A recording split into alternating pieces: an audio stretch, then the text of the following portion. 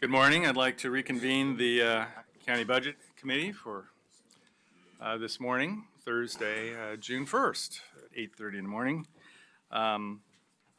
Is there any points of business or clarification, Administrator Krupp, or are we ready to go ahead and proceed as scheduled now? Oh, ready to go? You're on, Don. Okay. Ready to go? We have a updated schedule we can move forward with. Mr. Chair. Yeah, so, you know, with the Can we have schedule today, of course, we're going to be starting at 8:30 with Human Resources. And at 9:45, we'll have the Justice of the Peace talk about Justice Court. Take a break at 10:15. And then at 10:30, we've got a little bit of time set aside to hear from the Compensation Board for elected officials. Then at 11:15, one final department presentation from Resolution Services. We'll break for lunch. I would invite folks to enjoy the festivities out around the Circle of Honor during the lunch hour. And then at 1:15, we will reconvene to hear from Tourism and Cultural Affairs. At 2 o'clock, the Treasurer. At 2:30, we'll hear from the District Attorney and take a break at 3:15. And then at 3:30, we will hear from Mark Gonzalez. Again, in this case, he'll be talking about the non-departmental general fund and then going through the capital projects reserve fund and the capital projects that are programmed for the coming fiscal year. So that's the schedule. Now, we've got handouts then that we want to make sure folks are Have some aware of? handouts we received. We have a couple that I brought this morning. There's a list of contractors from facilities, and the DA has updated their list of questions. Specifically, they've added succession planning. It's a 2-pager, and there's a little arrow that shows where the succession planning is. And then the county maps are for services to the disadvantaged are on their way. So that will be here forthwith. You want to remind when's he all used? Yeah, so we talked a little bit about the maps yesterday, and these are, I think we have some 4 of what will eventually be 21 maps that the board will have to use to essentially establish what our equity pilot areas where we would do collective impact in terms of focusing county services and approaches in particular geographic areas. So we'll get an opportunity to start looking at those. The goal is to have all 17 maps forthcoming before the end of the fiscal year for the board, and then they've scheduled some time in a policy session to use that data in order to fully define what those equity areas will actually be as they move forward in the coming year. Actually, this is a multi-year effort. This will be a long-term effort to put into this. So you'll get the first set of maps to take a look at and forthcoming here, I think, today. So. Yeah. Okay, great then. Thank you. So as before we start our morning presentations, I want to invite everybody to stand and join us in a Pledge of Allegiance as we start this morning's proceedings. I pledge allegiance to the flag of the United States of America and to the republic for which it stands, one nation under God, indivisible, with liberty and justice for all. Thank you.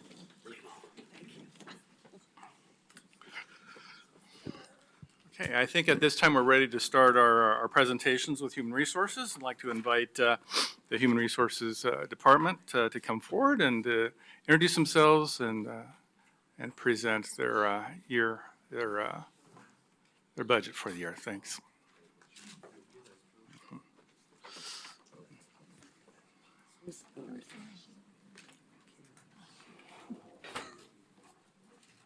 Missing one. Okay. Good morning. Good morning.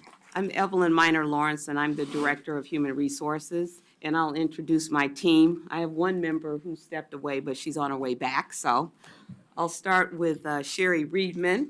She is our Workforce Planning Coordinator.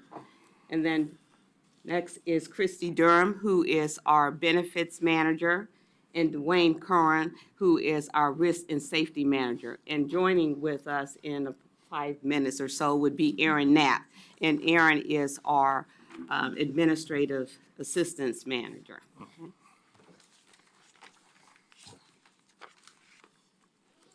So I'll start the presentation by bringing your attention to the division's budget. Our budget is divided into 3 fund areas.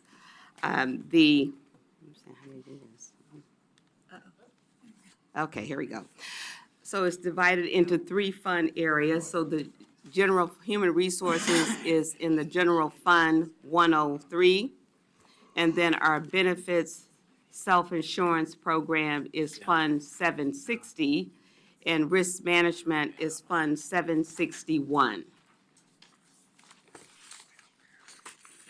As you can see that our total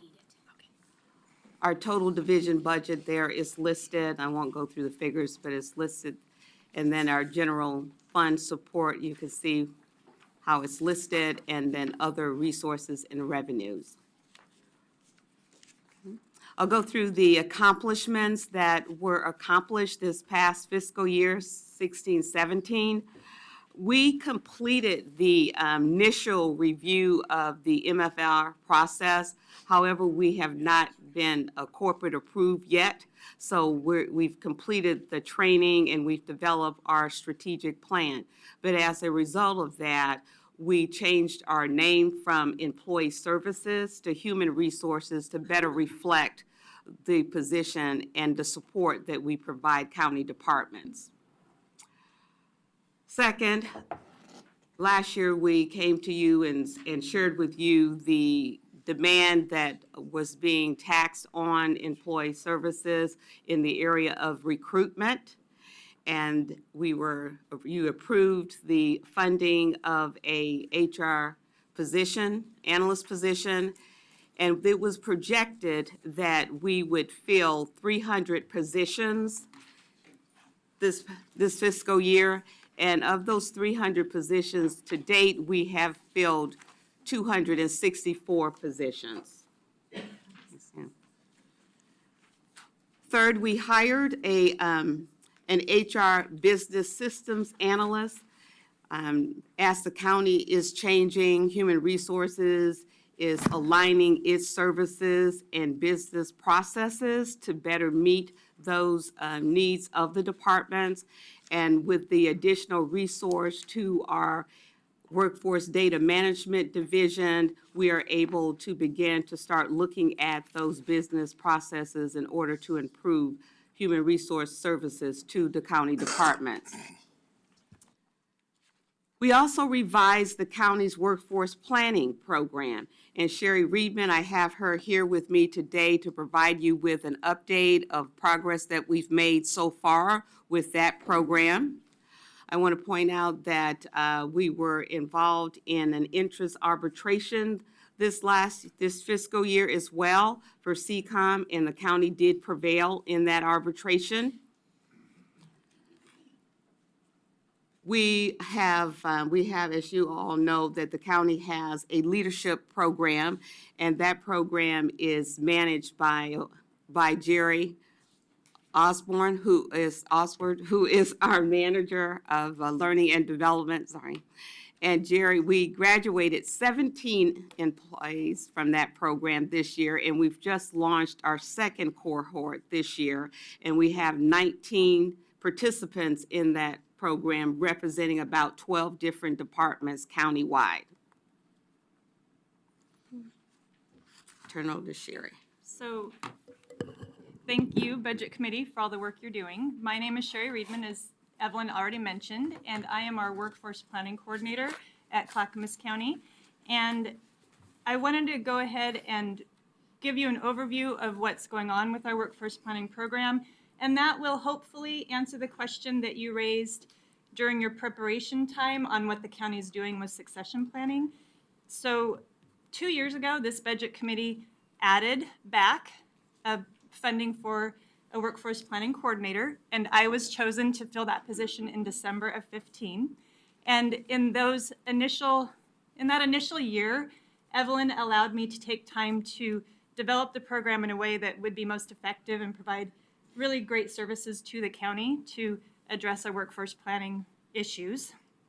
And to do that, you see on this slide the mission statement of our workforce planning program, and it really is a direct support for Performance Clackamas. Really, my role is to help every department, every division at the county look at their workforce, look at their employees, and come up with strategies to make sure that they have the right people doing the right work at the right time to deliver services and meet their strategic goals.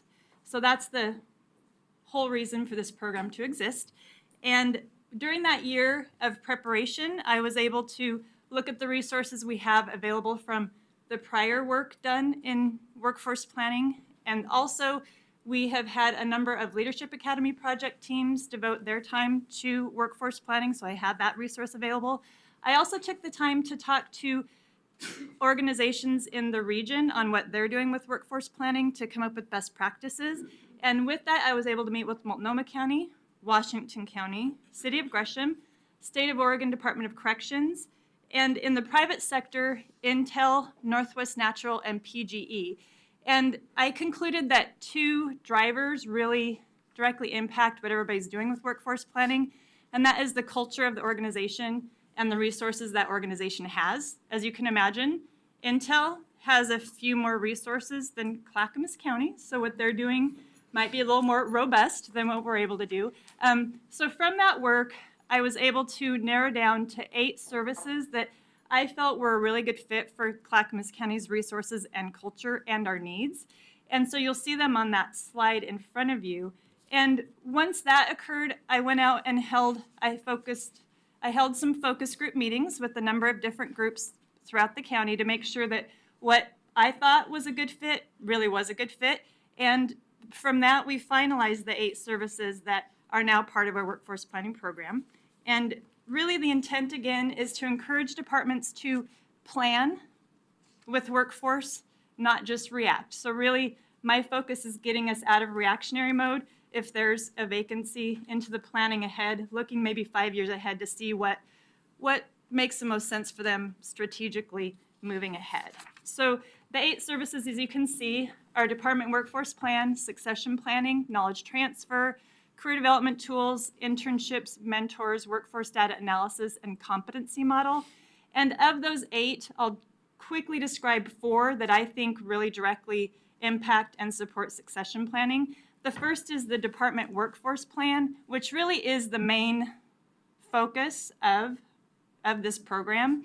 And I will work individually with a department or division at a time to assess their current state, look at what's going on with their workforce, consider external and internal factors that might be influencing how they need to do business in the future, and look at what they have currently to what they need maybe 5 years ahead, identify those gaps, and help them develop strategies to fill those gaps.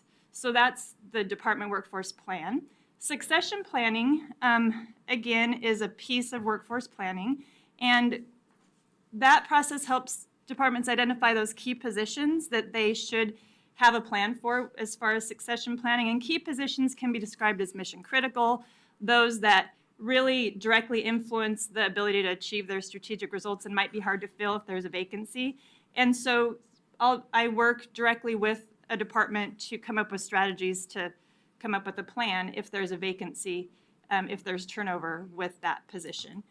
Knowledge transfer really is a matter of documenting how things are done and making sure there's some cross-training going on, and that makes turnover less strenuous and makes turnover easier to manage for departments, and that directly, again, supports succession planning. And then the final one I want to just touch on is competency model. This is, we're in the planning phase of this piece of the puzzle, and the plan is to implement a system where we can create and manage employee profiles to include competencies, certifications, skills, and experience. So if we have a profile for every employee at the county that includes those factors, it will make succession planning, recruitment, planning ahead for the workforce needs of that department and countywide a lot easier to manage. And then the next one. And really, this final image, our workforce planning program really is intended to integrate and connect and align strategies for every department and division with the right programs that they need to to get their work done most effectively and deliver those services. And examples of how that can work, I have listed up here recruitment selection. Maybe there's a specific position that maybe a department's not seeing enough people apply, and I would partner them with JJ and her team to figure out some recruitment strategies, maybe outreach to get more people to apply for specific positions. And so really it's unique to every department and every division, and providing those services and resources to help them be most effective with their workforce, getting the people in the door. And then the next slide is specific activities that we are working on and have been working on, specific to succession planning. And so marketing our workforce planning program has been a big push. And so Evelyn and I have been meeting with leadership teams in departments one at a time.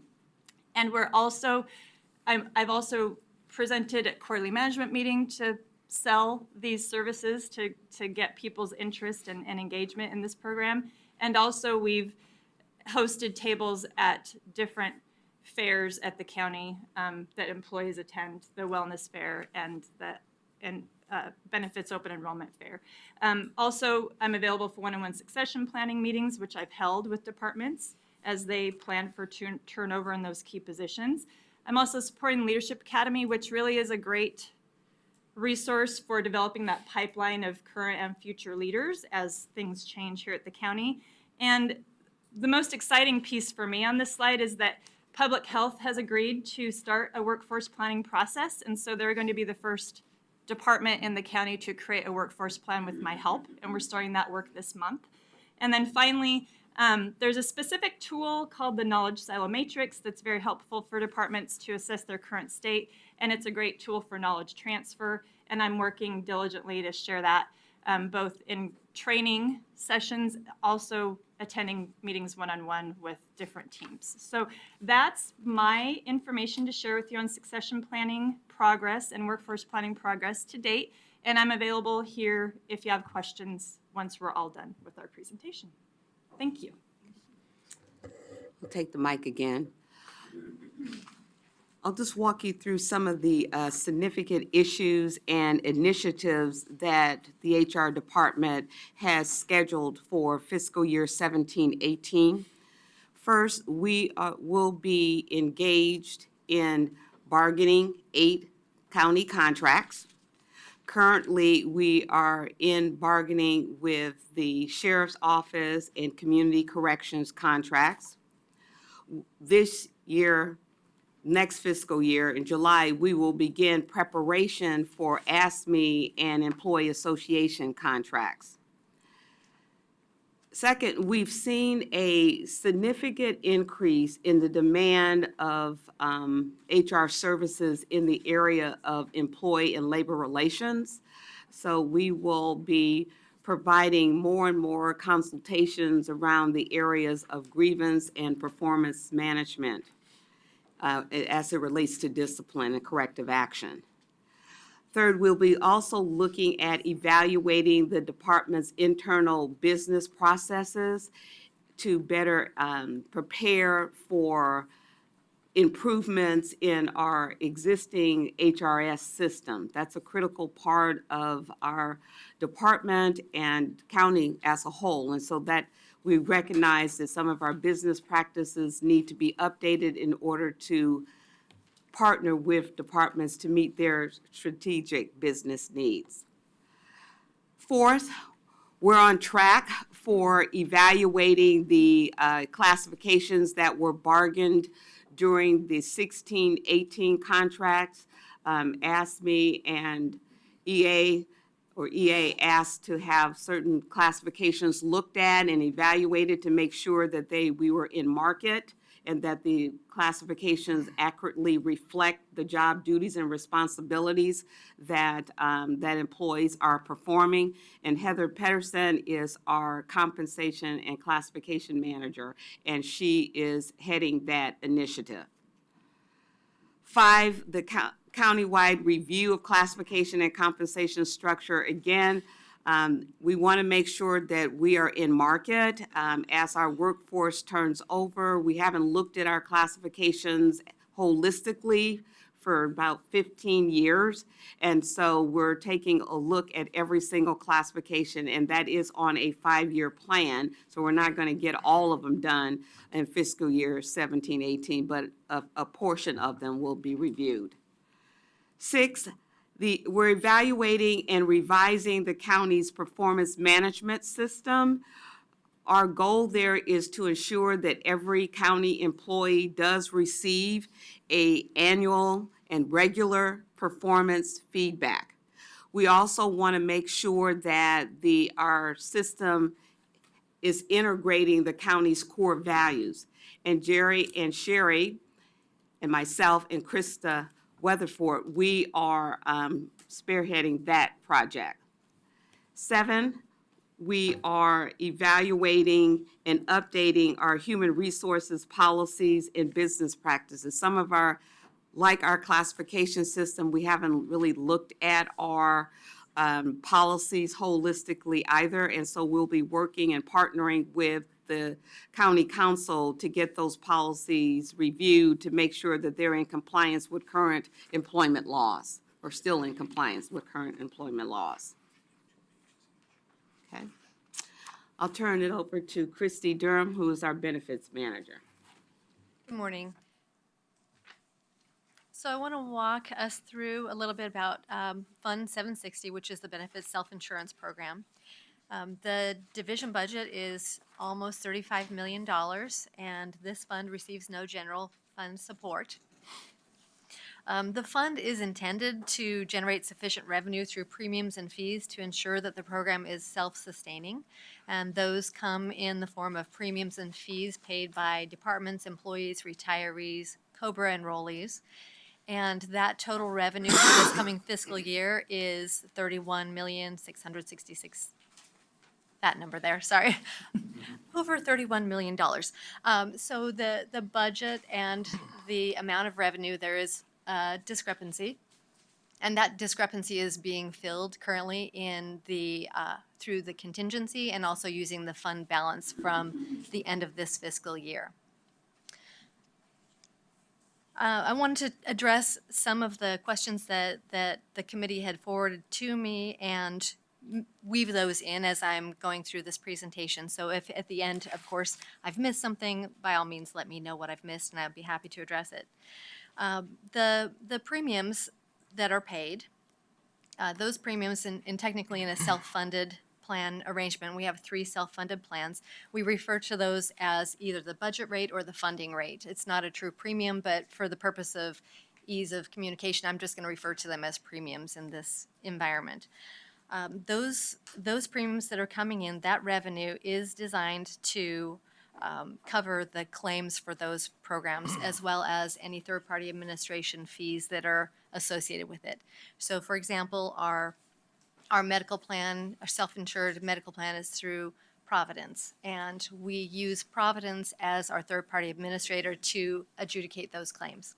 So those are all built into that budget rate for the premium, and it's always an estimate based on previous claim history as well as the rate of medical inflation and other trend factors. And so each year that is our projection. And that is what's charged to employees and departments. So that's where some of that costing comes, that's where it gets attributed to the departments.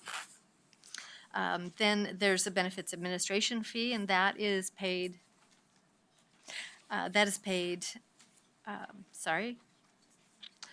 those are paid by departments on a per employee per month basis. And that is the revenue source for program administration through the county. So the total cost of delivering the benefit program. So the premiums both the premiums and the benefits administration fee are built in department budgets each fiscal year. And any of those claims expenses beyond the projected funding rates are paid by the fund out of contingency. Those are not currently charged back to departments or employees. So that contingency fund becomes really critical in this environment when you've got claim volatility, which I'll discuss in just a few moments, as well as you just never know for sure how your claims are going to settle out when you make those projections at the renewal period. Some of the accomplishments, two key accomplishments, is that we are, as Evelyn was describing, improving our business processes to achieve greater efficiencies. We are also continuing to work with our vendors to maximize the services that we receive from them and make sure that we're getting the most for the dollars spent in those administration fees that we pay to them. One of the really key things that has happened is that, related to the budget, is that in the past, the risk and benefits administration has been held in Department ID 0104. And while that has worked in the past, it has not allowed us to really identify what is the true cost of the benefits administration and the risk administration. So for fiscal year 17-18, we've moved those into the respective funds. So the risk portion is now going to be reflected in Fund 761, and the benefits portion of the administration will be in Fund 760. This is actually also directly influenced by performance clackamas. The ability to be able to identify really what the true cost of delivering a benefits program is cannot be done unless we separate those out and have that visibility. We want this to be a very accountable and transparent way of delivering benefits. We want to be able to make sure that we are, in fact, getting the most out of our relationships with our third-party administrators, as well as just allowing everyone in this committee and throughout the county to understand that, yes, there is value in how we're delivering these benefits. It also allows us to evaluate if something is a little out of what we had expected. We'll be able to drill down and address those problems as they arise.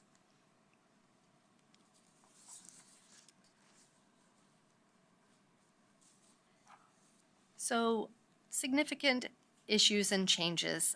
Some of you have heard some of this related to the benefits administration fee. One thing that, of course, always goes on in any environment is the cost to deliver any program is going to increase over time.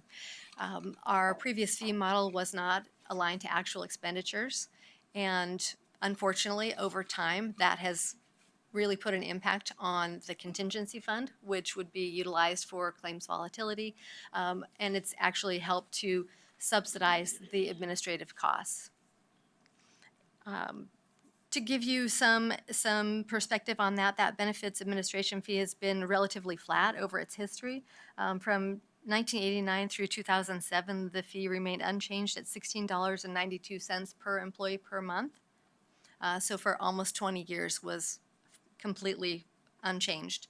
By 2010, that fee increased to $30 per employee per month, and currently in this fiscal year, it's $33 per employee per month. So over a period of time, it has really remained essentially unchanged as other expenses have continued to increase. We have added benefits, and because the fee model was not designed to recalibrate each year, we've just fallen behind in how we've established revenue, brought revenue into this fund. And so that's not wonderful, but we're in the middle of making those changes. So course corrections are needed, and we're underway in that. This overtime has resulted in a significant gap in the fee revenue to the program expenditures. And just for your awareness, the current model has generated approximately 50% of the needed revenue for the expenditures. So it's a significant shortfall. But again, we've had that contingency fund in place, and we've been able to utilize that. But as other, I've mentioned here competing priorities for limited resources, that pool of contingency, it's in the process of being depleted. It's an unsustainable model. So what we've done is we've realigned that fee model beginning in fiscal year 17-18 so that it will directly correlate to the expenditures. What that impact is then to the departments is they are going to see a significant fee increase, and they are aware of this. This is already built into budgets. So instead of the $33 per employee per month, it will be for the fiscal year 17-18 an average of $87 per employee per month. So while that is a very significant increase to departments, it still does not completely close that gap. So there still will be additional revenue needed for the budget. We have that through our fund balance, which we'll be utilizing, as well as that contingency fund. And we do have a plan in place over the next 5 fiscal years to bring this back up to where it should be a fully self-sustaining fund. But it will take time.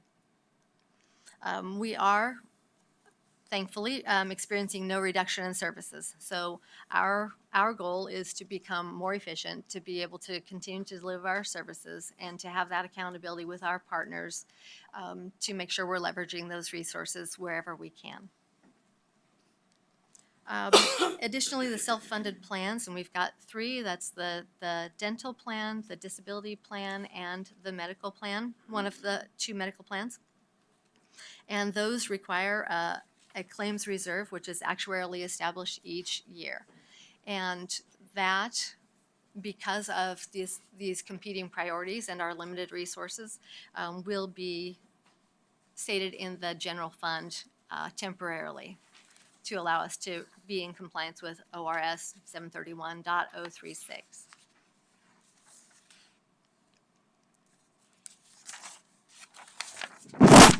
Sorry about that. So I have an illustration here, and what this is showing is the benefits program expenditures by category. This is what we actually need. It's not necessarily all of this. You can see it at the bottom. The reserves are stated in here, and they represent that. Sorry, I need my glasses.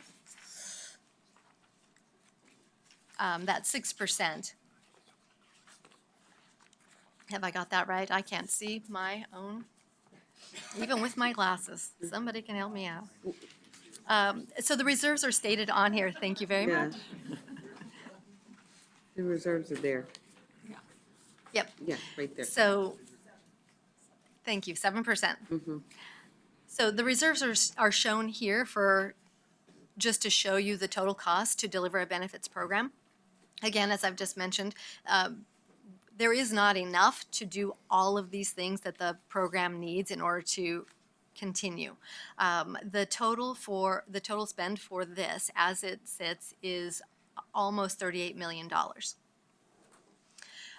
So by utilizing the general fund to state those reserves temporarily, by utilizing some of our contingency and our fund balance, we're going to be in good shape for this year. But I want you to understand that the actual cost to deliver a program is beyond what we currently have. So we are leveraging resources we didn't spend all of the money that we had budgeted, but we need to move forward understanding what the true costs are so that we can make good decisions about how we are addressing this fund long term. I want to just walk you through what these different sections are. The largest, the 72%, is representing claims, and those claims costs are for but all 3 of our self-funded plans, the medical, dental, and disability. These are big numbers, and I will just acknowledge that they are big numbers. They are not unusually big. These are reasonable numbers for a plan our size, given our population and our claims history. We often say in the benefits world, the claims are the claims. We're going to be paying these claims whether we're self-funded or we're fully insured. Where we gain some efficiencies is in that 13% administration. In a fully insured environment, they're looking at 20+%, easily beyond 20% for their admin cost. So this is actually a really positive number for us to be at that 13% for that admin.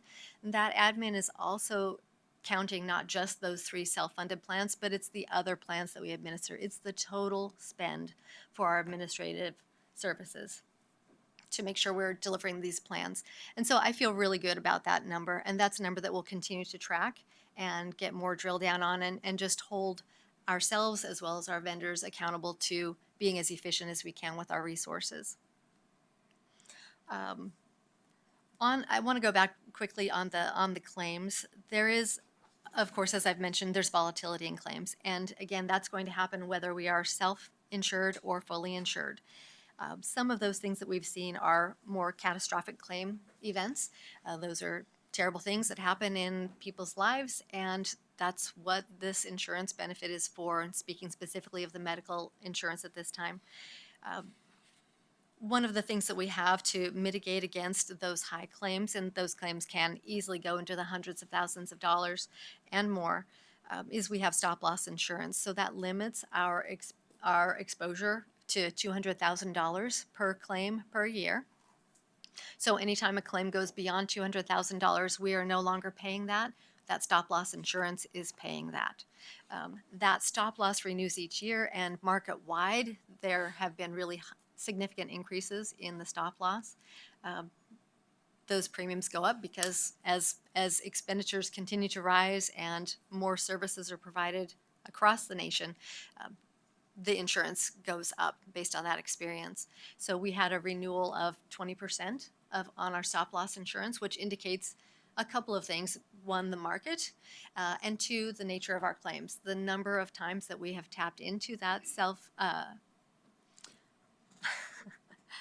this is what I do for a living, and then I suddenly forget my words.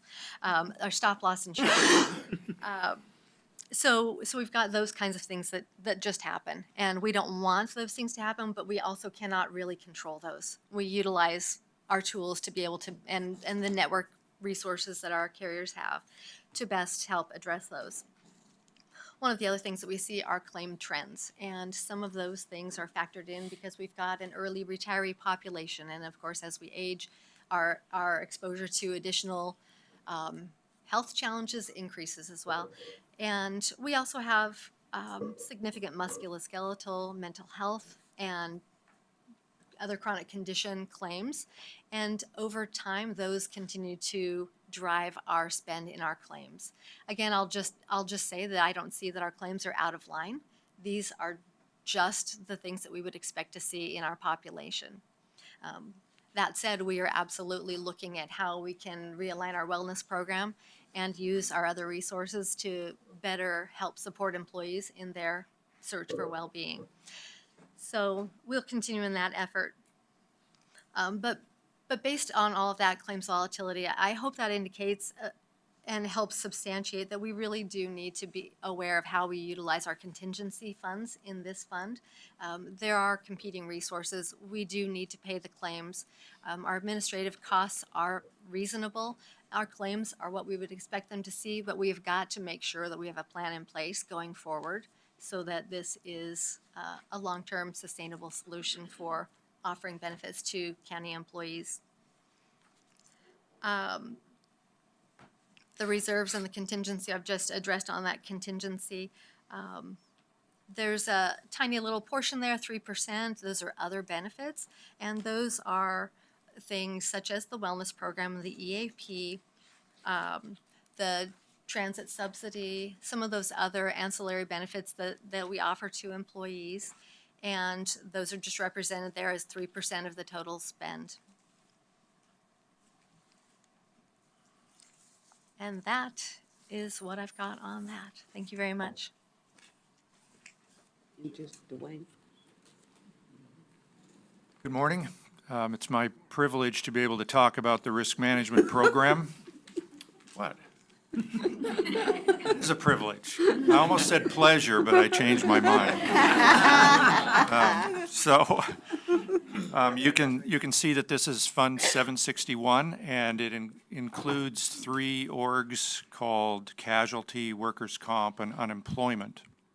So there is no general fund support unless you consider that the allocations that the departments pay come from general fund dollars, but otherwise there is none.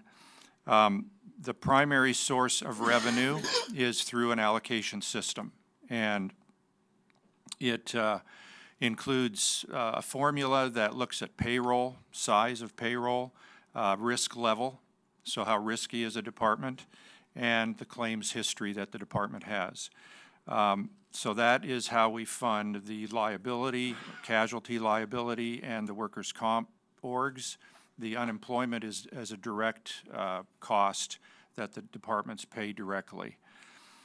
So just real quickly, some accomplishments this past year, actually looking forward into this current budget year that we're talking about this morning. We anticipate that by the end of 17-18, we'll be at a actuarially sound recommended level for the risk fund. So if you were part of this committee 3 years ago, you recall that we were in pretty bad shape with our risk fund, and that created the need to request substantial increases in our allocations for the departments so that we could get back to that actuarial level. We anticipate by the end of this coming fiscal that we'll be there. Now, Christy mentioned that claims are volatile, and it's hard to predict completely how they're going to go, what comes in the door, what gets paid out. But using some fairly conservative estimates, we're hoping that and anticipating that we'll get to that actuarial level by the end of next year. So that's a real accomplishment. The departments have really had to tighten their belts budgetarily in order to help get the fund to that point. So that's tremendous. We also were part of a big effort together with the DTD traffic safety group to put out some driver training to all the employees in the county. So I know that many of you did that, and we feel like because this is probably the largest area of risk and cost right now, that it was a really important effort to take on so that we could encourage and enhance people's driving ability. We also completed an allocation model update this year. You may know that the risk program was, I believe, the first program for our internal auditor to review, and he helped us, see some areas that could be improved. One of those areas was our allocation model. It hadn't been re-evaluated or evaluated to bring it up to date since it was created. So that's a long time. So we were able to do that, and I think we have a really great model going forward. Next slide, please, Vanna. Thank you. You're welcome. So you'll see the numbers in our fund balance, and just want to point out a couple of other significant issues. The Leadership Academy took on a project of reviewing, analyzing the county's effectiveness and responsiveness in workplace violence situations. And so they created a wonderful report. It's published if you care to see it, that provided some recommendations for us. And so through the risk management group, we have taken on a leadership role in implementing those recommendations that the Leadership Academy presented.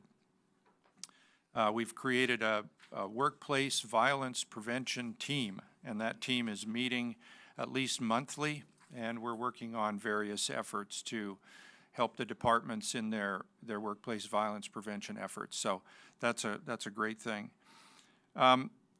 Allocations, as I mentioned, because of the strong work that's been done over the last 2 or 3 years, have reduced.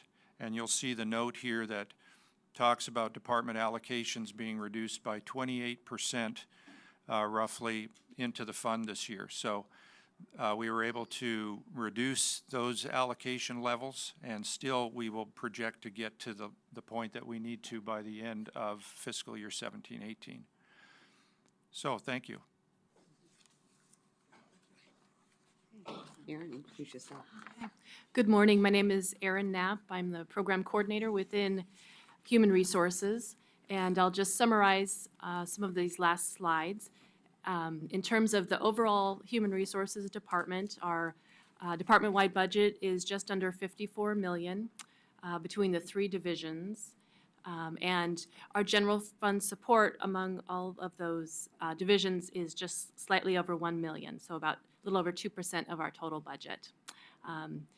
As you heard through the prior presentations, our insurance premiums make up more than half of our revenue sources, and some of our major expenditures are materials and services associated with our benefits and risk programs. Okay. We have not had any facilities-related projects within the Fund 420. We've had some smaller projects over the last 5 years, a couple small ones, but nothing associated with this fund at this point. And just to kind of restate some of the themes that you've heard here, the revenue trends, we'll see an increase in the benefits administration fee going forward. Expenditure trends, similarly, an increase in claims and administrative expenses associated with the benefits program. And in terms of our FTE within the department, we've stayed flat this year. We do have one limited term position that's concluding at the end of this fiscal year, and we're adding another different focused limited term position. So we're remaining fairly flat in that way this year, or for the upcoming budget year. And in looking back at policy level proposals that were funded for 16-17, we were fortunate to have the committee approve 2 positions within our department. The committee funded an HR analyst that was recruitment focused and allowed us to continue to address the backlog that we were experiencing and county departments were experiencing as we continue to try to meet that high demand for recruitments countywide. We're pleased to say and report that this year we've filled 264 positions to date and anticipate filling approximately 300 this fiscal year. And the team just really has made great strides to partner with our county departments and customers and really provide really customized services to help them fill positions. And we also received the HRIS analyst as another position last year as part of the budget process. And the focus of that position was really to help the county support performance Clackamas. So that position was filled, and we've been able to continue to try to work with departments, fill their needs as they continue to try to implement and develop their plans within their own departments. So, and this has also allowed us to try to support workforce planning efforts as we move forward with data and all the data associated with the class and comp initiatives. So this has really helped us to continue to try to keep up with the needs that we have as our department and as we support the rest of the county departments. So, thank you. That concludes our presentation. We're open for questions. Great, thank you. I do think we have a few questions, so we'll go to that portion of our program. I have a few questions of my own. One is, on the self-service program, you mentioned some business process improvement, re-engineering efforts that you've been involved with to help your efficiencies. I was wondering if you could just share a couple of your major initiatives that you could highlight and what the outcomes of those are and the measures of efficiencies you found, and you could share that briefly. Sure. So there have been a number of things, and I wish I actually could write those things down ahead of time. I've got my team behind me that could address some of those things. There have been a number of processes that have been in place for years at the county as far as benefits administration goes, and some of those have been very cumbersome as far as the time required to perform a task. One example that comes to mind is a remittance process for the Standard, that is our insurance carrier for the disability plan. So partially self-insured and partially a fully insured offering. That process, as it was in place, took more than 1 week, so over 40 hours each month to reconcile, and sometimes took more than one person to address. Now that process, and we are not completely done with that, but the way that we have changed things around, that should take a matter of hours each month and one person to be able to do that, improving the time to fulfill that obligation and the accuracy. And in doing this discovery mode, we've actually identified that there's some challenges with our practice and some of the policy language for these plans. So it just continues to bear fruit the more we look at it to be able to improve that. So that's one example that comes to mind. That's a significant cost reduction in that administrative time. The goal then is to have this particular person be able to provide better support to the integrated disability analyst to take off some of that workload to allow them to be more strategic in how they are helping departments and their customers in those challenging situations. Great, good. I'm just glad to hear some examples of how things have improved, in your processes and along the line, and some examples of that. And that's good to hear. I was also wondering, in terms of benefit administration, do you have employee self-service capabilities through the web and those things? Have you got anything implemented like that have helped efficiencies in administrating your benefits programs or not? If you could speak to that for a moment, some Sure. examples of that, if that's the case, and where you think you may go. All right, thank you. And I've been at the county just over a year, and one of the things that I was impressed with is that we do, in fact, have an employee self-service module that is in place. Benefits enrollment does occur for the most part online. Employees are able to initiate that. So a lot of those efficiencies are already in place. So the long-term goal as far as the HRIS changes and those upgrades that are in process and hopefully in the near future, those should help bring forth more efficiencies. I'm not able to address those that are outside of my area of expertise, but we are utilizing those resources to the best of our abilities. Good.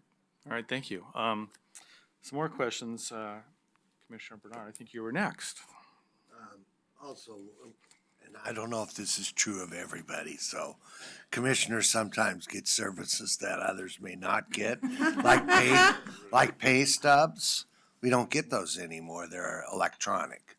I mean, they're in our files, and I don't know if everyone got pay stubs, but that's just one savings I was thinking about. So a couple of questions. Do you weight departments with higher risk and therefore they pay a higher cost? Sheriff, I'm going to just use the sheriff as an example. It's higher risk, has higher costs, so Definitely. they pay more of that. Yes, yes. Okay. So when we redid the model this year, one of the areas that we knew we needed to look at were the risk levels for the different departments. They can get out of whack a bit because of time and just the different things that they may start doing. So we use insurance rates, we use AM Best rates, but we did together with the actuary, did a very careful review of each department and their risk levels. And so if a department is more risky, they pay more.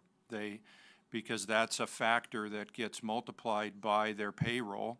So you take a large department, lot of payroll, high risk factor, that department's going to pay, a lot more for their allocation. Okay. My second question's really about human resources training, hiring practices. The sheriff, for example, it's very expensive to train somebody. CCOM, sometimes he told us yesterday that sometimes people pass all the tests, go all the way there, and then have to start answering the phones on their own, and they decide, well, boy, I don't want to do this, it's too stressful. Are you working at other best practices to hire like sheriff's deputies and CCOM people? It seems to me that if the stress level they don't discover until a year and a half later or something, that's a problem. Putting them in front of a screen and having them answer phone calls earlier in the process might identify to that person that this is not the job they want. So are you working to make those processes not easier, but I guess best practices? I have JJ Peters here, who is the manager of our recruitment division, and she can speak to that question. Hello, excellent question. Yes, we have been doing a lot of things, and we continue to with every recruitment that we look at, but particularly those for the reasons that you stated. One thing that we've recently implemented in partnership with the Sheriff's Office is an orientation. It isn't required for applicants at this point, but it's very well attended that we just implemented a few weeks ago for the patrol division, and I think might actually be happening this week for the jail division. So that is a time for applicants to come and get a lot of information on not only the selection process, but some of the things that you talked about to ask their questions. You know, we've talked with CCOM about some of these things. There just really is no substitute for sitting in that chair and getting those phone calls. You can talk about it a lot, and believe me, they do. But I think that, you know, we can definitely look at some additional things. And now that we're seeing some success with the Sheriff's Office with this applicant orientation, we will talk to CCOM about doing something like that similar. We have a component of it already at the first written test that they come to. One of the management staff comes over and talks about some of those things, but we can definitely continue to look at that. A few years ago, we did implement a jail tour for jail recruits, and that was and that is required. And that was extremely helpful because, you know, you can think about, you know, you see all the TV shows about what jails are like and think, oh yeah, I want to do that job. And then you walk through it and see how those inmates look at you and how, you know, what it's really like. I've gone on the tour, so I can speak to that to a small degree. So it's a lot different. And so we have had applicants that literally go on that tour and they're supposed to go straight across to our building to take the test, and they don't show up. And CCOM, while they're taking the test, just shut the lights off. You're sitting in that dark room, you gotta wonder, is this the kind of job I want? Yes, and you know, I mean, I will say that both of those positions have psychological evaluations that do, the doctors are trained to try to pick up on a lot of these things, but you're right. I mean, there is some potential for failure at the end of that process because those are really tough jobs. Thank you. Thank you. Tom, you're next on Thank you, that Mr. list. Chair. Thank you. Just a comment to Chair Bernard's statement about sort of pre-testing. When I was at Portland Fire, we actually had pre-testing opportunities. People, potential applicants could come out, we'd run them through the physical agility test and give them an idea of what, but it did weed out people, and it made the people that applied more successful. Less people got weeded out in the physical agility test, and less people got weeded out during their training schedule. So it actually saved its money. I've got a few questions. We heard from the city attorney yesterday, one of his performance measurements was something to the effect of 50% of discharges result in some form of litigation. And I think he included grievances in that. I'm not 100% sure. But that struck me as being rather high. So my question is, what sort of countywide training do you provide managers on implementation of contract provisions about discharge? And does the county have a countywide discipline policy, a progressive discipline policy? I'll leave it at that. I've also invited Krista Weatherford, who is our manager of our data management division, and she also manages the county's HRS system. So she'll speak to the systems. Yeah. And I'll talk to address the first half of your question about the training component. Okay. So we do have a training curriculum, a supervisory curriculum, where we do offer classes for supervisory personnel to educate them on the discipline administration process, which includes for represented employees and non-represented employees, due process, as well as, yeah, that's very important. That keeps us out of litigation. Exactly. So due process, as well as the county policies. So we do have a progressive discipline policy, as well as that's also spelled out in the individual collective bargaining agreements too. In addition, the next training that we offer is once the contract has been negotiated, then the employee and labor relations team, they do actually go out to the individual departments and meet with those departments and go over the major changes that have been negotiated in the contract. So that's an ongoing Okay. basis. And then do you provide individual sort of case management with a problem employee? Oh, yes. Okay, so Yes, you're that- there with the supervisor, making right. sure they don't, As you Other might recall phrases, in my they don't earlier mess up. slide, I talked about the demand of service has Right. increased in this area. did notice, Yes, and so we're spending a great deal of time with employees, with line supervisors, mid-level managers, directors, walking them through step by step performance issues. And we try not to always start with discipline.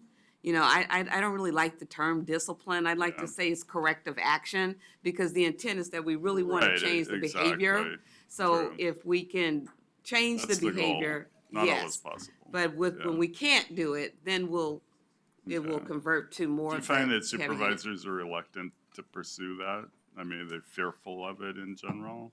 That was my personal Yeah, experience. I with wouldn't my say that past they're employer. reluctant. I would say that it's not comfortable Yeah, for them. Okay, And it's not something that they do every day. that's true, yeah. So they do need to have more one-on-one consultation. Okay, thank you. And then on the classification review, do you have a specific goal with that? I mean, other than to get things up to date after 15 years? Are you looking at reducing the number of classifications, or? I'll bring my class comp manager up. I got the whole team. You might come back though. Don't go anywhere. Don't go anywhere. So I'll let Heather speak to our Thank plan. you. And this is Heather Pedersen, and she is the manager of our classification and Okay. compensation division. So the short answer to your question is yes, we Okay. are looking at reducing the number. We have 450, 460 classifications. Not all of them are active or have Oh, okay. positions assigned to them right now. But we do have a goal of, and as part of this process, you know, one of the things when Evelyn started, we went out and met with all of the departments and asked, you know, with regard to classification and compensation, what are you looking for? What do you need from us? Right. And one of the main themes was the classifications. A lot of them are outdated. A lot of them don't really meet the needs of the business that we run anymore. And so we're certainly looking to update the classifications, make sure that they are reflecting the needs of each department up to date. And as part of that, making sure that we are paying competitively so that we can attract and Okay, well, retain. that was my other question, the compensation angle. So you are looking at that as Yes. part of Yes, this? Okay. yes, as we go through that process. Okay. Okay, and then I had a question on benefits. The benefits charged per employee set at $88 was still not recovering full cost. Do you know what it would have to be next year? Not that I'm proposing we increase it next year, but what it would have to be to fully recover So right the now, administration cost, yeah. so for right now, in this upcoming fiscal year, the average of $87, it would need to be $93. Okay, so we're you're close, yeah. But that's not factoring in making sure that contingency fund is appropriate and Mhm. establishing those reserves. Okay. So we've got a couple of other add-ons in order to get us to where we need to And be. does that include the TPA cost, or is that? Yes, that's okay, in there. All right. And I've got a question about, you mentioned your claims are expected. I mean, do you periodically look, like, say, at Providence's total book of business and compare claim types, claim amounts? Yes, we get that information through Mercer, who's our Yeah, consultant. your consultant. Okay, that was another question I had, so that's good. And then, have you ever looked at increasing the stop loss limit and building a large claims reserve? Is just the I cost don't know, benefit of that? I don't know what the history is because I've been here just a year. Oh, okay.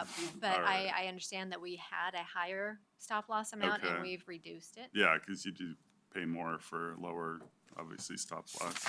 And then my final question, and I'll stop. Page 12 of the presentation, so risk management. The amount of contingency as opposed to reserves just struck me. I guess I would expect to see more in reserves than contingency. Contingency is kind of a broad brush pot of money, so maybe you could respond to that. Well, think the reserve levels are what they have to be legally in order to be self-insured. I mean, Okay. it's money that's kept secure, I guess. Most of it is actually for our workers' comp program. The state requires a certain reserve level. So those reserves are, you know, the expectation that the state has of us, plus then whatever we think it's gonna, the runoff would be for claims if we had to not be self-insured any longer. Okay. Do you reserve money for specific, say, lawsuits that you're aware of? Or does the actuary look at those and recommend a reserve? That would be still part of contingency. So it's money that can be spent, you know, in a budget year. Right. The reserves are held. But yes, we do reserve every claim, and the actuaries, in fact, the reason the workers' comp allocation went down this year was because the actuaries came back with a much lower prediction because the reserve on one big claim was reduced. Okay. Yeah. And do you, not to get in the weeds, but this will be my last question. Do you know what level of confidence the actuary uses? Well, they like to see, I know. you know, much less than what I like to see. 100% confident. No, which I actually, trust the your word. actuaries have a level right around 66% Okay. that they recommend, but we are funding at 75. Okay. And we would like to even have a cushion in there to get up to 80 if we can. Okay, thank you. I'm done. All right, thank you, Tom. Commissioner Savas. So my question is kind of like along the lines of Tom's first question, getting back to terminations or avoiding terminations. And we talked at length yesterday about that a little bit.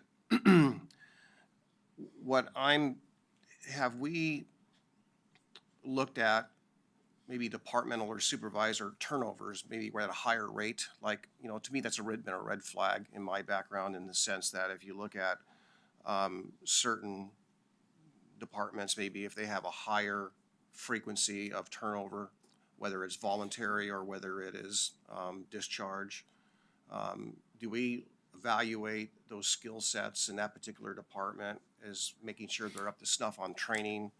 Because you almost need to be an attorney sometimes, frankly, to understand employment law and to make sure you mitigate your risk before you have a problem. So are we flagging that? You know, I'm coming up on my 2-year anniversary, and we haven't been monitoring those things. I mean, it's kind of, I find there's so many things for us to monitor and systems that we need to really get up to date.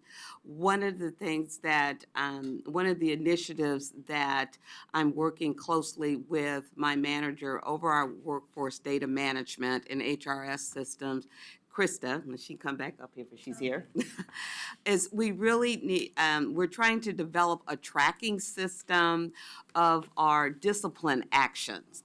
And I think this will get at what you're looking at. What I typically like to do is look at discipline actions that have an economic impact. So we've got discipline actions where we're suspending people, where we're terminating folks, and looking at it from a countywide. So I'm looking at departments to see if we're having more activity in one department versus the other, because there's some red flags there that's telling me something is going on.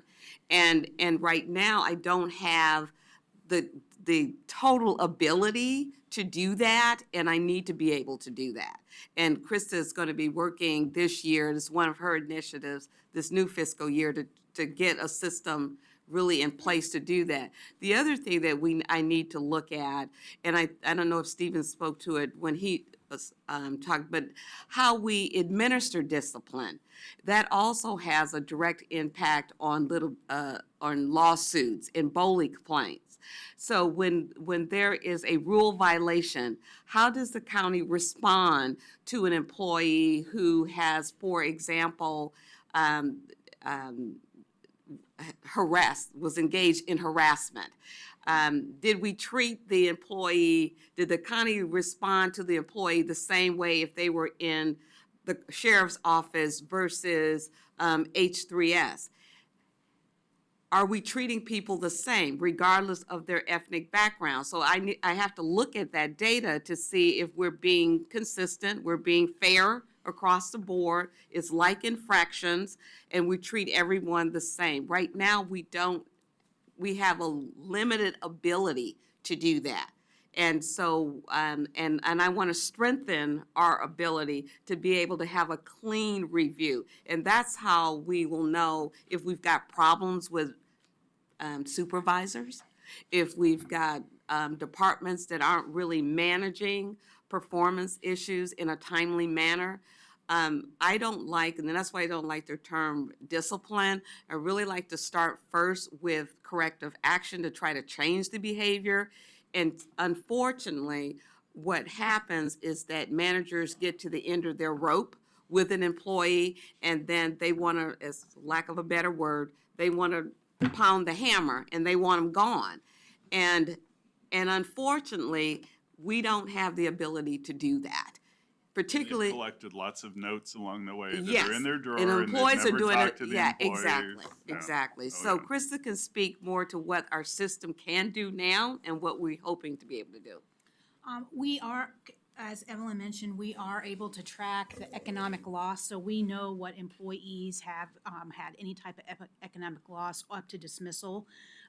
So we are able to track that. We do look at that annually to see if we see any trends for a particular department seems to be ramping up, or we see a particular type of dismissal ramping up.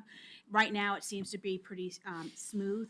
Where we are struggling, though, in our tracking is getting down to the more of the detail of how was that discipline administered. So I kind of come in at the end of the process, which is we're ready to suspend somebody, we're ready to terminate. I come in at the end, I can tell you, but what we're missing is that ability to go in and get the detail of was if this one person was suspended for harassing an employee, were they treated the same way as somebody else? So we're missing that detail, looking at that.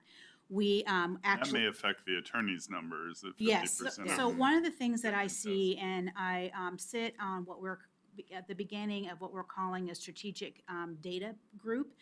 And right now, this is the executive level. We're hoping to bring in the rest of the county to really think about what is our data? Where is our data? How are we using that data? Are different departments analyzing that data in the same way so that we're providing consistent results? And one of the things I'm seeing happen as a longer-term employee up here at the table, I've been at the county over 26 years, as I'm seeing as part of our MFR initiative, this change from being a very transactional-driven county to a data-driven county. And in order to move, you know, and as you're sitting here, the county is not a speedboat. We are kind of a cruise ship. We slowly move that way.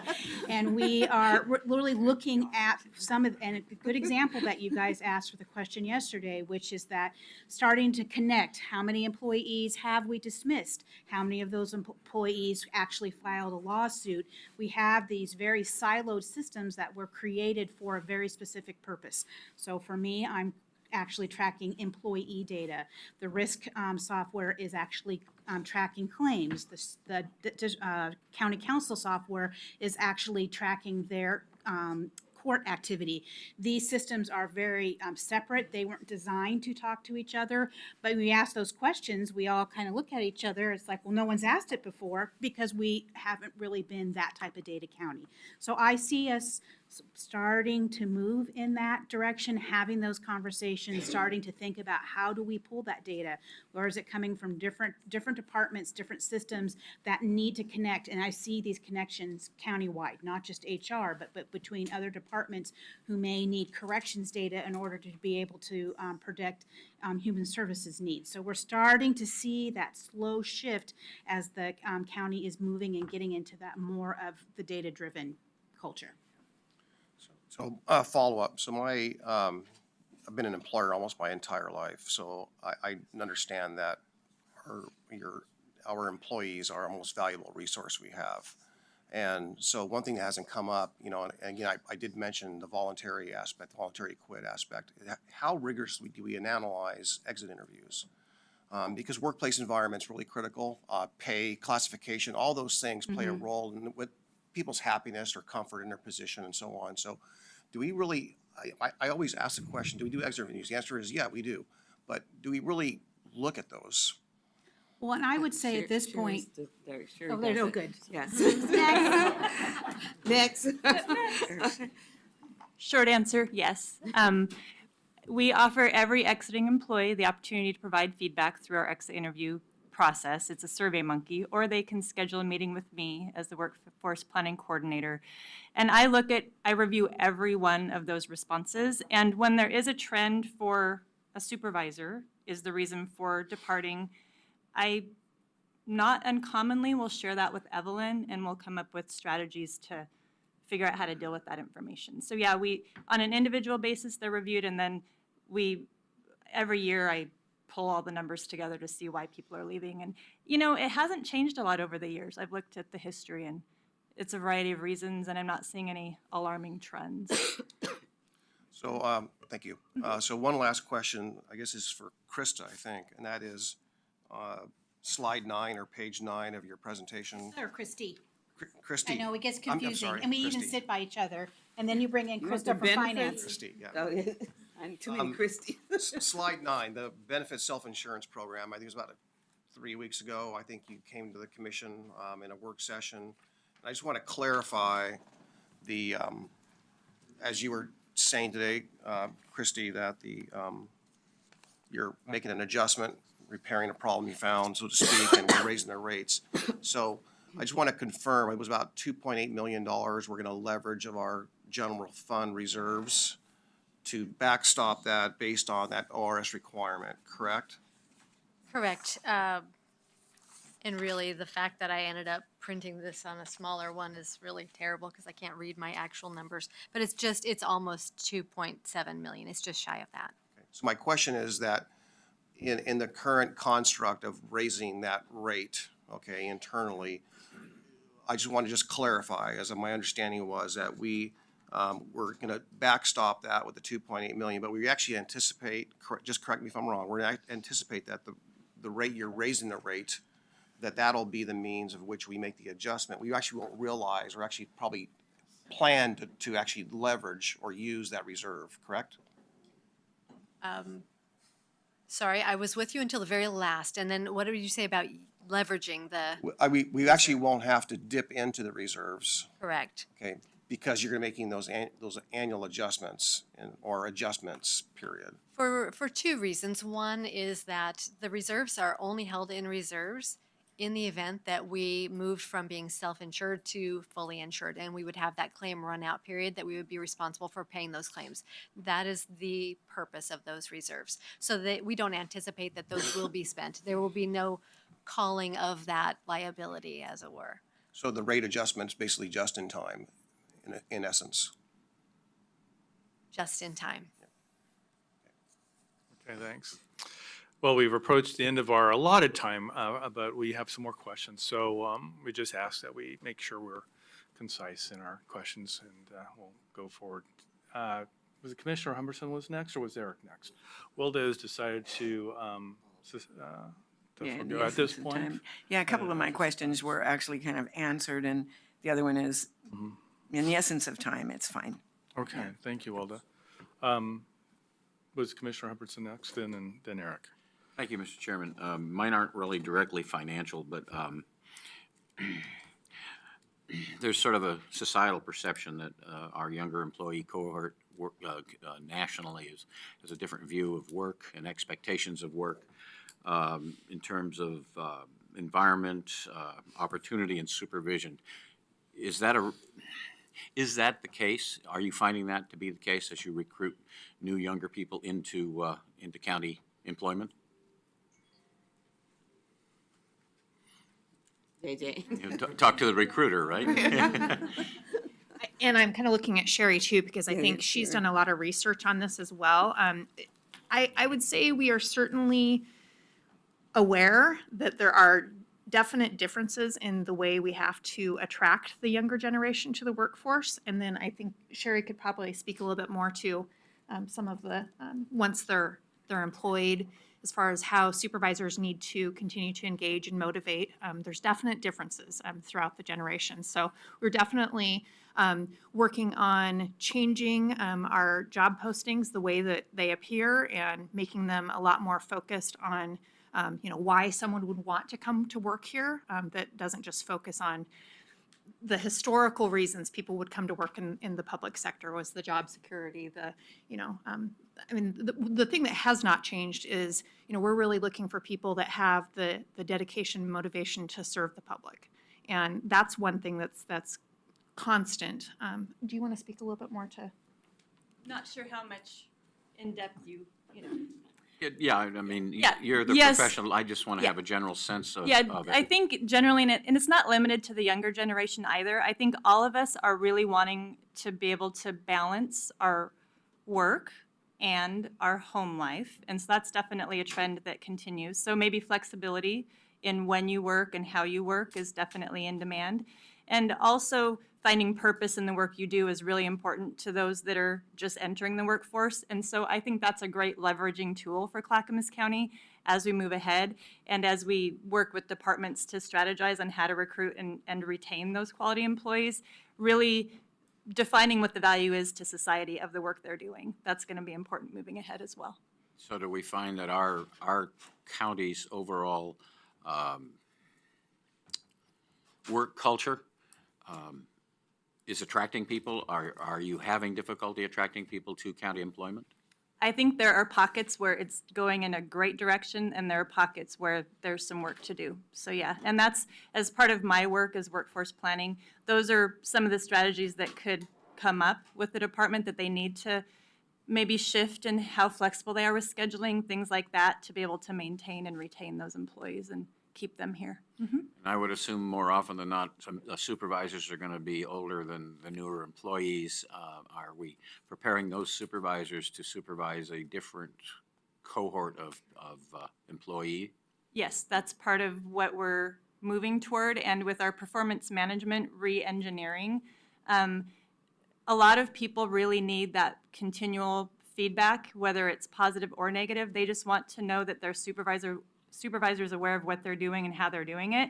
So that's part of the focus of our performance management re-engineering, is to have our supervisors engage on a regular basis and provide feedback regularly to their employees, not just wait once a year for that annual performance review. So yes, definitely That's an we're interesting aspect of aware it. of it. I'm just thinking back to when I was actually in the workforce directly, and that would have driven me crazy. Is get out of my way and just let me do my job would be my reaction to it, but it's a different. And definitely letting supervisors know that they need to gauge what's right for that employee, because yes, some employees don't want them connecting on a regular basis, so. yeah. Okay, thank you. Yeah. Right, Eric. I'll leave that up. I have several questions. Following up on Ken's question about culture and so forth, what is the length of time that the county has, excluding the sheriff's office, that they leave an employee in a temporary position and can be fired at any time or let go before they're granted permanent status? Probation, excuse me, thank you.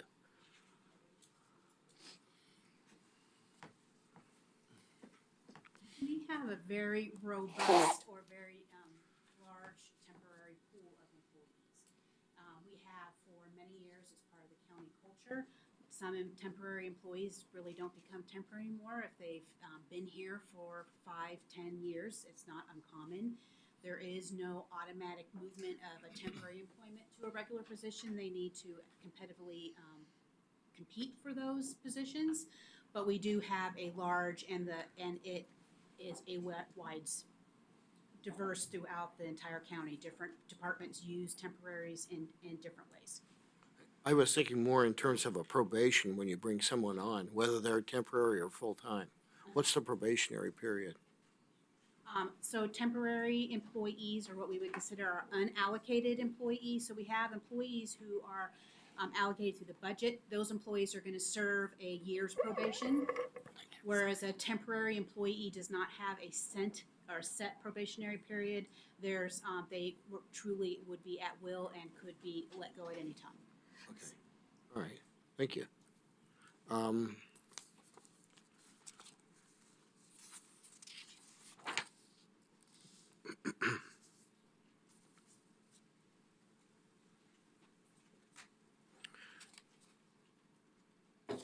Okay, in slide 16, or, yeah, on page 16 of your slide, you indicated that there's a reduced recruitment backlog by 28% since May of 2016. What's the current backlog now? I mean, 28% of what number are we looking at?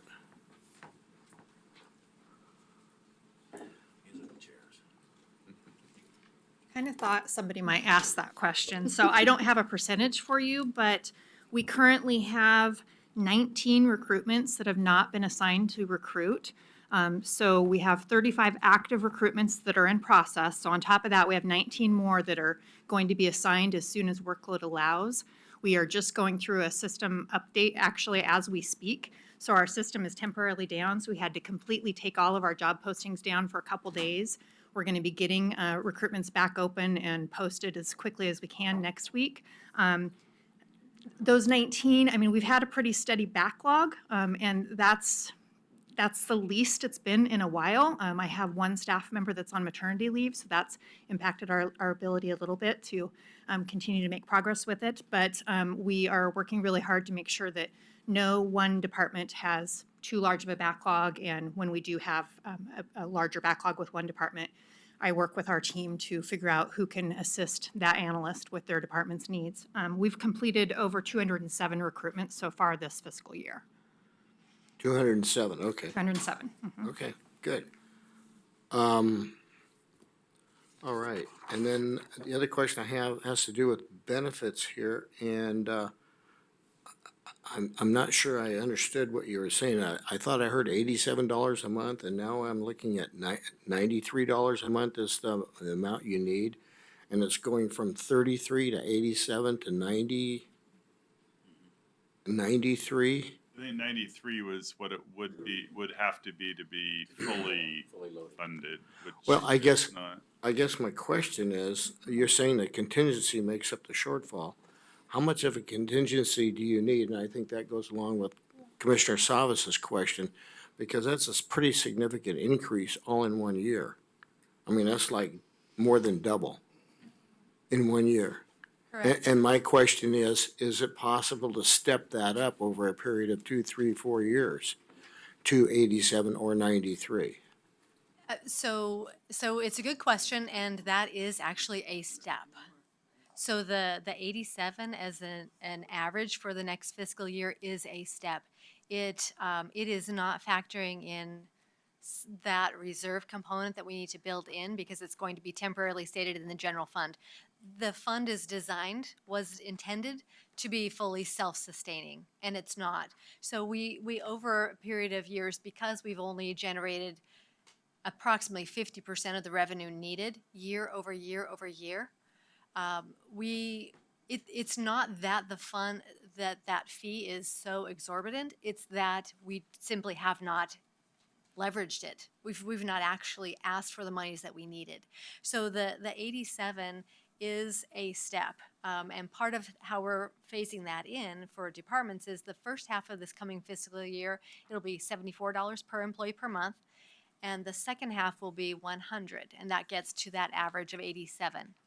So when we look at that 13% of the admin, that's still a very reasonable amount in order to deliver the benefits program. The question would be, how long do we continue once we've identified the problem? And it's a very significant problem. How long do we take to make those corrective steps? And the way that we've got it plotted out is over a 5-year period. And we could do it longer than that, but it's really just delaying how soon we get out of the general fund and get back to the intention of being a self-sustained fund. If I may, what might be helpful for the budget committee members who are not county commissioners is if we may provide to you a copy of the PowerPoint from the study session that the board had a couple of weeks ago on this. There's a very instructive table in that PowerPoint about what the rate has been historically, yes. Because if you go back 10 years, the rate was $16.92 per employee. And as recently as 2009, 2010, which is not all that recent, it had gone up to $30. And then it remained at about that for a few years before slightly increasing up to the $33 that is experienced this current year. So the reality is the rate structure hasn't met what's really necessary in order to administer the program. And the adjustment being made now, while it appears to be rather dramatic, quite frankly, we ought to have been able to take a look at this 10 years ago and thought through what a incremental rate structure ought to look like over time there, so we aren't making such a significant change today. Well, yeah, thank you, and I have received a copy of that. The question I have is whether or not we need to go from 33 to 87 in 1 year. That's the question. And the answer is yes, because if we were to factor in, and I'd be happy to share that slide deck with you, so you have some more information beyond what I've shared right there. But the plan to get those reserves in place will, instead of the 87, will actually be more along the lines of 140 something to get that reserve component built up over a 3 fiscal year cycle. So it is necessary. I understand as far as self-funding the fund, but what I heard was that those reserves are used only if a certain situation occurs. Correct. So what we're doing is we're just slamming the county departments for 87 average this year from 33 last year, only to build a reserve that we may or may not use. And my question is it possible to go ahead, if you have that catastrophe that you're proposing to fund with reserves, couldn't that come from the county's, reserves or contingency itself? And let this thing step up to your 140 over the next couple of years. So a couple of clarifications. So the reserves is not an option. It is statutorily required. So, and that's By actually. state law? Yes.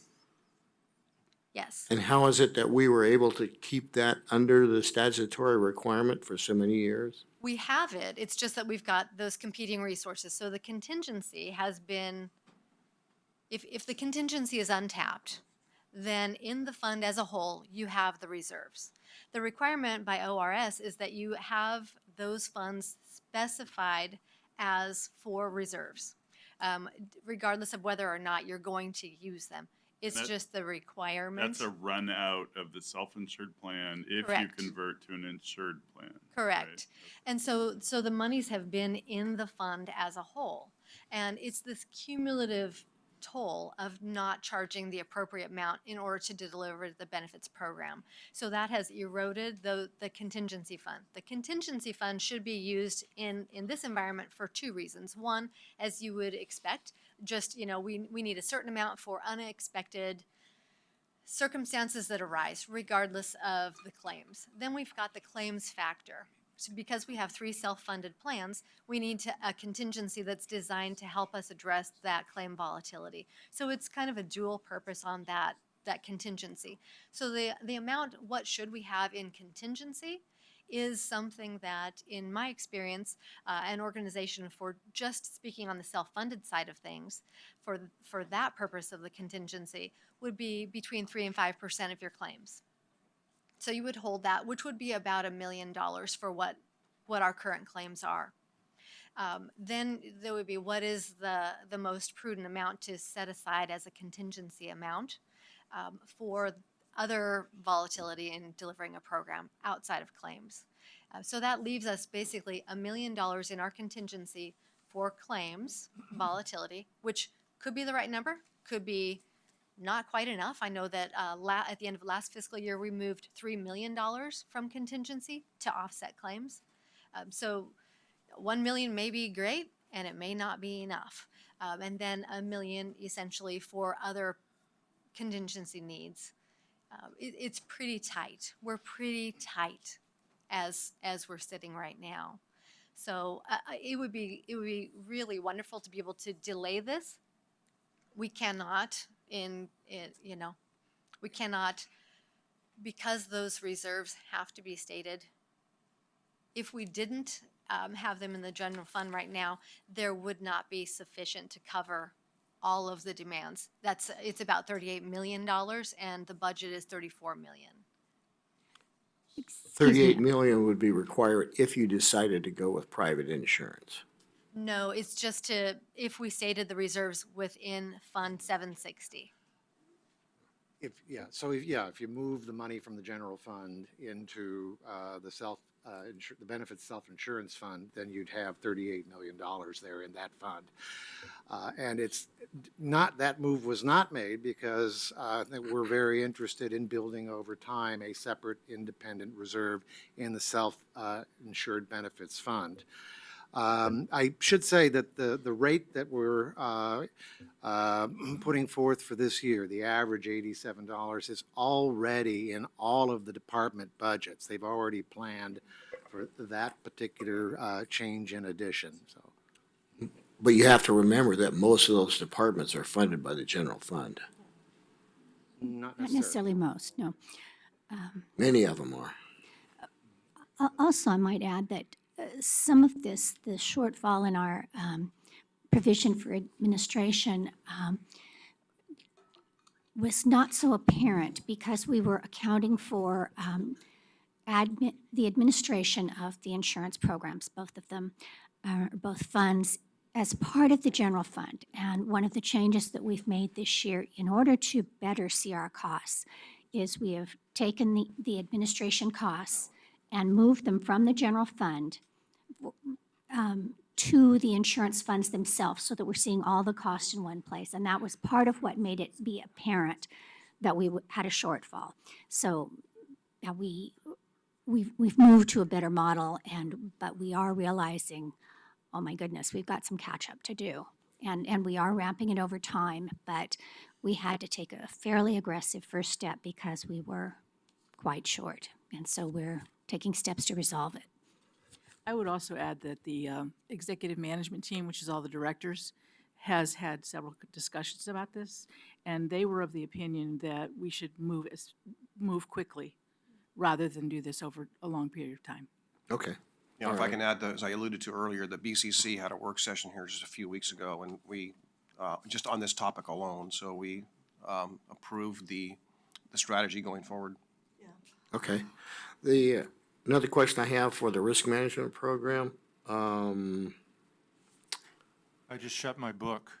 Oh, go ahead. That's okay. That's okay. You can work off the slide. That's risky business. That's a little risky. No, the only question I have has to do with a policy or procedure. And as I recall from having worked in the Water Bureau at the City of Portland, there was, for their workers' comp program, there was a dividend payback to those departments that basically reduced their claims for workers' comp. And I wondered if you have anything like that would be useful. Because right now, everybody's getting charged, but if they do a really good job and they don't have any claims, there's no benefit to doing that. So the incentive is not there to reduce those claims. And many of the departments really worked hard to make sure that they could get that dividend and reduce that cost. We do not have a dividend type of program. I would say, and I think that's a pretty good idea. Right now, our model is pretty sensitive from year to year to look at the claims history piece of the model. And so departments are seeing a reduction in their part of the pie, their percentage of the pie, based on an improvement in their claims history. So if they did well last year, because that has gone into that claims history, there is a correlation there. But it's not as direct as something that you're suggesting. So that's something that we can definitely think about. Yeah, as I recall, Tom, maybe you can fill in, it's not a payment back, but it is a reduction in the following year. Yeah, they do get reduced, like you said, based on their claims history, but there was a pot of money, and I think it was called for in the DCTU contract, that the bureaus could spend, but they had to spend it on safety-related things, but it was their choice. Right, right. Okay. Okay, then I just have a couple questions going back to the document that we were given as a budget document. And it's goal number 3, where you talk about identify and build strategic response to changing workplace population demographics. And one of your performance measures is hiring managers and supervisors rate the quality of applicants as good or excellent. And you say your goal is 98%. Well, how many applicants are we looking at here to do that? And then in goal number 1, you have a performance measure, which is to promote financial stability and leadership. The number of participants in wellness EAP activities, and there you say 3,000. And my question is, how is that measured? Isn't that more than the number of staff that we have on board? I thought it was 2,000 something that we had for staff, and you're indicating 3,000 The participants higher in number the would include the wellness program? temporaries as well. Pardon me? The higher number is because it would include the temporaries as well. And retirees, yeah, Retirees. right. Okay, okay. So we provide wellness and EAP for retirees as well? Yes. One of the things as far as that number, it's also the way that we have tracked this historically is just been number of times somebody has participated in a wellness event. So somebody may have taken 3 classes, so they're counted 3 times. So this is not tied directly to one employee or one retiree. That's why Okay. your number would be larger than you'd expect. Okay, and then goal number 2, develop process to build a strong risk management culture. And one of your performance measures is at the bottom of the page there, page 4, is the number of employees attending progressive discipline, workers' comp, medical, so forth and so on, counseling. Is that mostly, you're indicating employees here, is that mostly for managers? The workers' comp piece of it would be, yes. Okay. And my question is, you got 120 as a target. Is that too low? I mean, do you have more managers and employees that should maybe be getting that kind of training? Well, for the risk piece of it, and I don't know how much of that number is just specifically like the workers' comp side or what, how it's developed. I don't think this talks about risk or benefits. It just says the number of employees attending progressive discipline, workers' comp, family medical leave, and labor contract training. That has to do with management training. Sure. Let Aaron speak to it. Sure. And these are classes that are scheduled regularly throughout the year. So I think this number reflects people that we would like to see in each year between these classes. So we don't mandate that people take them, every year, maybe every few years to kind of get a refresher. I mean, do you have a goal of like so many percent so that over a period of time, you've got 100% of the management workforce has gone through this training? And I think that there may be a goal. I'm not aware specifically of it, but just knowing about the program that we do want people to make sure that they've had it and that they're able to continue to use those practices and continue to develop as a supervisor and we have some other programs as well that they attend in terms of the supervisory program. Yeah. So I think this just reflects kind of what we hope to target in that year. And I think this is really taken off of what an average we've seen over the years.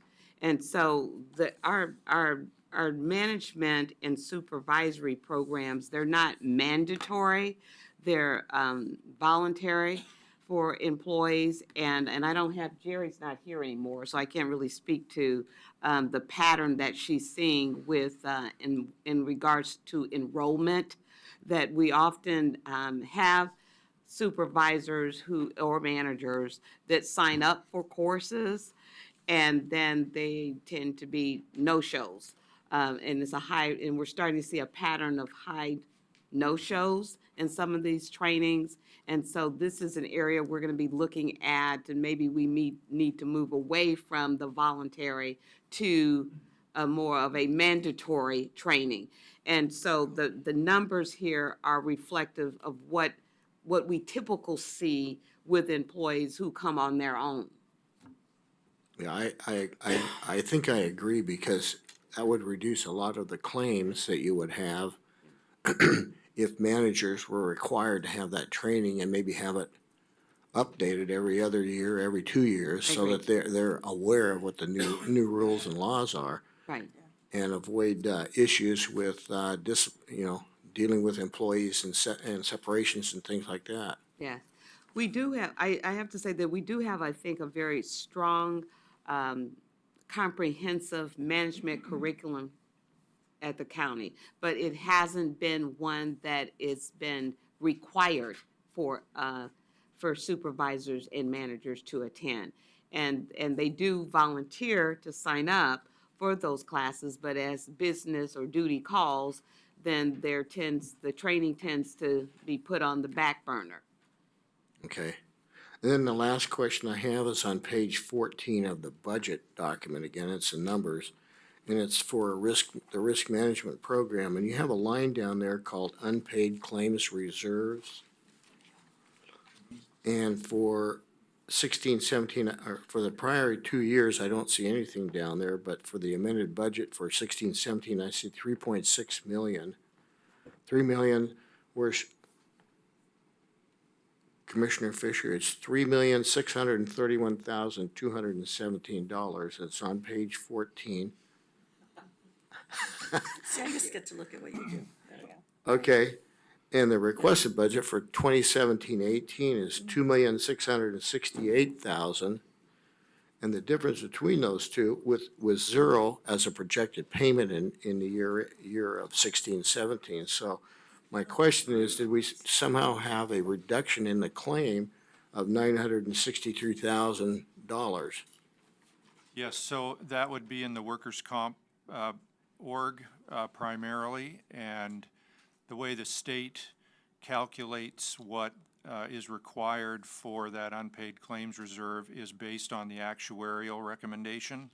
And so because the workers' comp reduced, the actuarial amount reduced, we were able to reduce the unpaid claims reserve. Okay. Well, I just have, and thank you for that clarification, because I think as you go forward building your MFR, please indicate whether you're dealing with workers' comp or you're working with other claims, losses, and things like that, so that it's clear to people what that's dealing with, because I'm thinking lawsuits or I'm thinking something like that, and I can understand the workers' comp thing. Thank you. Commissioner Schrader.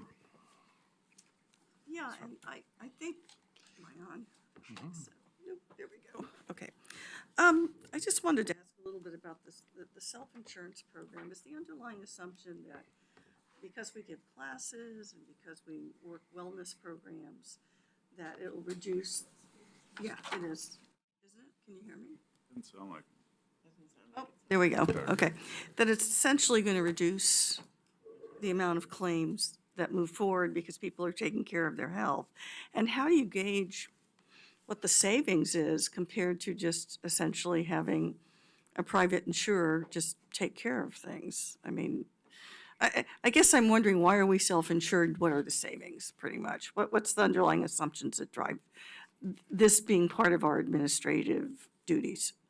So when you are self-insured, then you're able to have additional influence. First of all, you Right. get access Okay. to more data.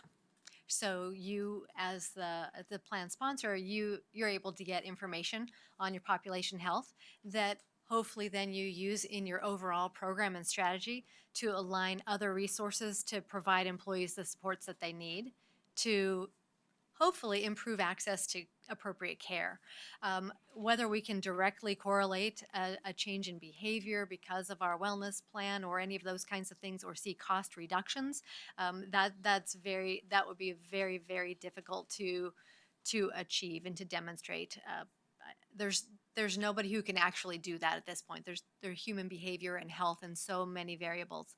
But as far as, looking at 13% for our administrative costs, if you're fully insured, that would be over 20% easily. The claims, you would still be paying out the claims. So the claims would remain essentially stable.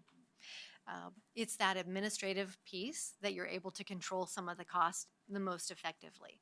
So where we get those able to improve efficiencies as far as our administrative process, like in our work with the standard, to be able to redeploy benefits staff to be able to be more strategic in realigning some of the wellness offerings or any of those kinds of things will help us to hopefully achieve better outcomes. So it's really about what do we do with that piece that we can be most cost effective, which is the administrative piece.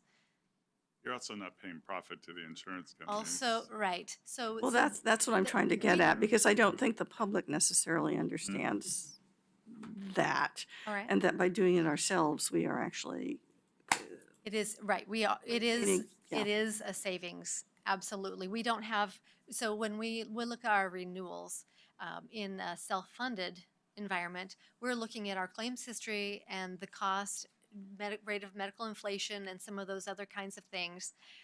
Profit is not a part of it. We're trying to break even. We're trying to say that the amount in premiums that we are saying is needed is directly tied to the cost to pay the claims and the administration of those claims and any of our administration. And at that point, it's a break even. If you're fully insured, they are looking to hedge their bets. So if we have a bad claim year in a fully insured environment, we're going to see a very high increase because they're going to, how long is this going to carry forward? And once you get to that point, it's really hard to come back down. It does happen, but we just have more control over those dollars spent in a self-funded environment. The thing for an organization to evaluate is what's their tolerance for risk, because those claims are going to have volatility. oh, that's what I'm wondering. What's our risk compared to in the market?